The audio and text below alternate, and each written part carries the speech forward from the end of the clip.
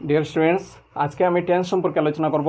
Tense অত্যন্ত গুরুত্বপূর্ণ একটি বিষয়, যাহা জানা আমাদের সবার প্রয়োজন। টেন্স বিভিন্ন ধরনের কম্পিটিটিভ এক্সামে থাকে, তাছাড়াও ক্লাস 9-10-এর পরীক্ষায়ও থাকে। তো এইসব ভিডিও পাওয়ার জন্য আমার চ্যানেলটি সাবস্ক্রাইব করে পাশে থাকা বেল আইকন প্রেস করে রাখবে। প্রথম থেকে শেষ অবধি ভালো করে বোঝার চেষ্টা করবে, তাহলে বুঝতে পারবে। যদি মাঝপথে ছেড়ে দাও তাহলে বুঝতে পারবে না। তো দেখো, টেন্স হচ্ছে ক্রিয়ার সময়। ক্রিয়ার সময়কে টেন্স বা কাল বলে। ক্রিয়া মানে কি? ক্রিয়া মানে ভার্ব। ভার্ব মানে প্রত্যেকগুলি সেন্টেন্সের মধ্যে কতগুলি শব্দ থাকে, আর এইসব শব্দের মধ্যে একটি ভার্ব থাকে, ভার্ব বা ক্রিয়াপদ থাকে। এই শব্দটি কোনো কিছু করা হওয়া থাকা ইত্যাদি বোঝায়। তো যাই হোক, এই বিষয়ে অন্য ভিডিওতে দেওয়া আছে, আর দরকার হলে আরও ভিডিও বানিয়ে দিয়ে দেব। এখন দেখো, টেন্স প্রধানত 3 রকমের: present tense, past tense, future tense. Present tense বর্তমানকাল, পাস্ট টেন্স অতীতকাল, আর ফিউচার টেন্স ভবিষ্যৎকাল। তো এখন আমরা বুঝে গেছি টেন্স 3 রকমের: present tense, past tense, future tense. বর্তমান, অতীত আর ভবিষ্যৎ, এই 3টি শেষ। কিন্তু এখন প্রশ্ন হচ্ছে, তাহলে এত অসুবিধা কেন হয়? 3টি টেন্স শেষ। হ্যাঁ, অসুবিধা হয় এই জন্য যে প্রত্যেক 3টি টেন্সের প্রত্যেকটির আবার 4টি রূপ আছে। প্রেজেন্ট টেন্সের 4টি রূপ আছে, পাস্ট টেন্সের 4টি রূপ আছে, ফিউচার টেন্সেরও 4টি রূপ আছে।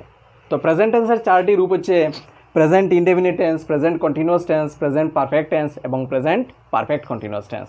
ঠিক এই 4টি রূপ আবার পাস্ট টেন্সেরও আছে, আবার ফিউচার টেন্সেরও আছে। তো পাস্ট টেন্সের বেলায় বলবো past indefinite tense, past continuous tense, past perfect tense, past perfect continuous tense. তারপর ফিউচার টেন্সের বেলায় future indefinite tense, future continuous tense, future perfect tense, future perfect continuous tense. এইসব মিলিয়ে টোটাল 12টি টেন্স। তো এখন দেখো, আমি একটি সেন্টেন্স দিয়ে সবগুলি টেন্স অর্থাৎ 12টি টেন্স বুঝাবো, তাই মন দিয়ে শোনো। দেখো, প্রথম আমি সেন্টেন্সটি নিয়েছি, আই রাইট এ বুক। সেন্টেন্সটি নিয়েছি, সিম্পল একটি সেন্টেন্স নিয়েছি, আই রাইট এ বুক। তো দেখো, এখানে প্রেজেন্ট টেন্স দিয়ে আমি বুঝাবো সবগুলি। প্রথমে প্রেজেন্ট ইনডেফিনিট টেন্স বা সিম্পল প্রেজেন্ট টেন্স। ইনডেফিনিট টেন্সকে সিম্পল বলা হয়, সিম্পল প্রেজেন্ট বলা হয়, প্রেজেন্ট ইনডেফিনিটকে সিম্পল প্রেজেন্ট বলা হয়। তো দেখো, বা প্রেজেন্ট ইনডেফিনিট টেন্স। তো প্রেজেন্ট ইনডেফিনিট টেন্স মানে সময় অনির্দিষ্ট। এই টেন্সের সময় অনির্দিষ্ট থাকে। আর প্রেজেন্ট টেন্সের টেন্স বা বর্তমানকাল মানে বর্তমানকালেই সবগুলো ঘটনা ঘটে যাওয়া। যেমন এখানে আই রাইট এ বুক, আমি একটি বই লিখি। বর্তমানের কোন সময় লিখি তাহা মেনশন করা নাই। আমি একটি বই লিখি, সময় অনির্দিষ্ট এখানে, আই রাইট এ বুক। এই কারণে এটি হচ্ছে প্রেজেন্ট ইনডেফিনিট টেন্স।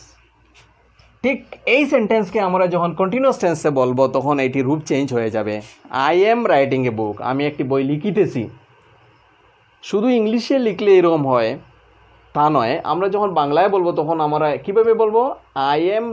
আমি একটি বই লিখিতেছি।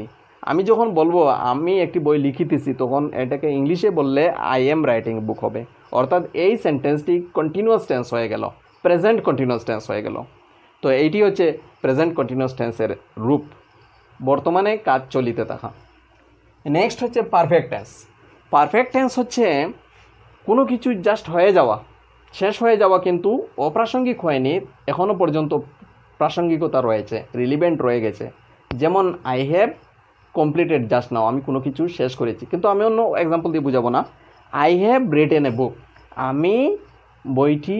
আমি একটি বই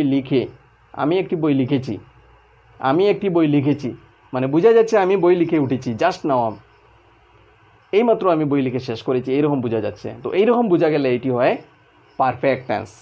তো প্রেজেন্ট পারফেক্ট টেন্স, বর্তমানের কোনো এক সময় আমি বইটি লিখেছি, এই হচ্ছে প্রেজেন্ট পারফেক্ট টেন্স। তারপর নেক্সট হচ্ছে present perfect continuous tense. Present perfect continuous tense হচ্ছে আগে থেকে এখন পর্যন্ত কাজ চলিতে আছে। যেমন সকাল হইতে আমি বই লিখিতেছিলাম, I have been writing a book since morning. আমি সকাল হইতে বই লিখিতেছিলাম, এখনও লিখিতেছি, এই অর্থ বোঝাচ্ছে। পারফেক্ট কন্টিনিউয়াসে I have been writing a book, এই সেন্টেন্সটি রূপ এইভাবে হবে। তো এখন দেখো, লেখার মধ্যে একটি পার্থক্য আছে। আই রাইট এ বুক, রাইটের অন্য রূপ হচ্ছে রাইটিং হচ্ছে, তারপর হচ্ছে রিটেন হচ্ছে, তারপর দেখো অর্থাৎ রাইট থেকে আমরা জানি ভার্বের 4টি রূপ। মেইন 4টি রূপ হচ্ছে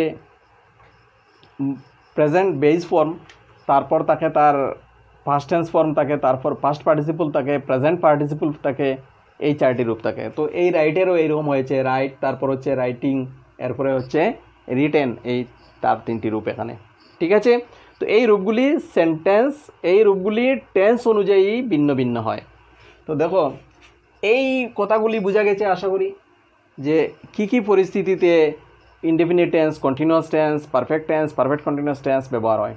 ঠিক আছে, এখন ঠিক সেই রকমের পরিস্থিতি যখন অতীতে ঘটে, প্রেজেন্ট টেন্সে যে 4 ধরনের পরিস্থিতিতে 4 ধরনের টেন্স ব্যবহার হয়, ঠিক সেই রকমের পরিস্থিতি যখন অতীতে ঘটে, তখন সেইগুলি হয়ে যায় এক্স্যাক্টলি সেম টেন্স হয়ে যায় পাস্ট টেন্স, পাস্ট ইনডেফিনিট হয়ে যায়।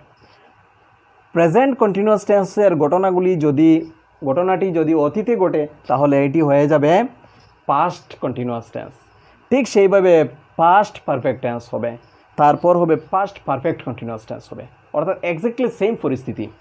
দেখো আই রোট এ বুক মানে আমি একটি বই লিখেছি, অতীতে কোনো এক সময় নির্দিষ্ট করা নাই সময়, অতীতে কোনো এক সময় লিখেছি। I was writing a book, আমি একটি বই লিখিতেছিলাম।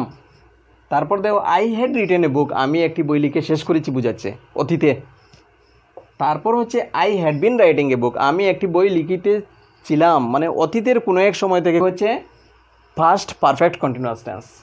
তারপর দেখো এখন ঠিক এক্স্যাক্টলি প্রেজেন্ট টেন্সের বেলায় যে 4টি ফর্ম বা 4টি রূপে ব্যবহার হয় বা 4টি পরিস্থিতিতে ব্যবহার হয় 4টি টেন্স, ঠিক সেই রকমের ফিউচার টেন্সের বেলায়, ফিউচার অর্থাৎ ভবিষ্যৎকালে এই রকমের 4 ধরনের পরিস্থিতিতে 4 ধরনের টেন্স ব্যবহার হয়।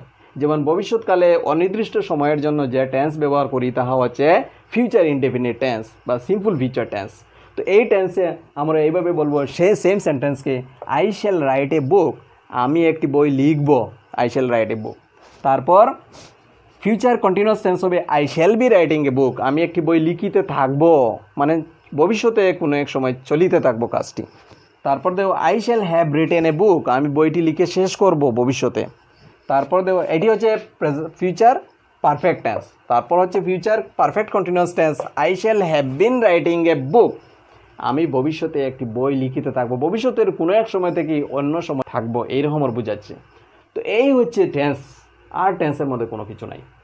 এইগুলি এখন সেন্টেন্সের মধ্যে কিছু কনফিউশন থাকে, কোনো সেন্টেন্সের বেলায় সেন্টেন্স কিছু লম্বা হতে পারে, কোনো কিছু হতে পারে, এগুলি ভালো করে প্র্যাকটিস করলে ক্লিয়ার হয়ে যাবে। তো ভিডিওটি ভালো লাগলে একটি লাইক দিয়ে দেবে।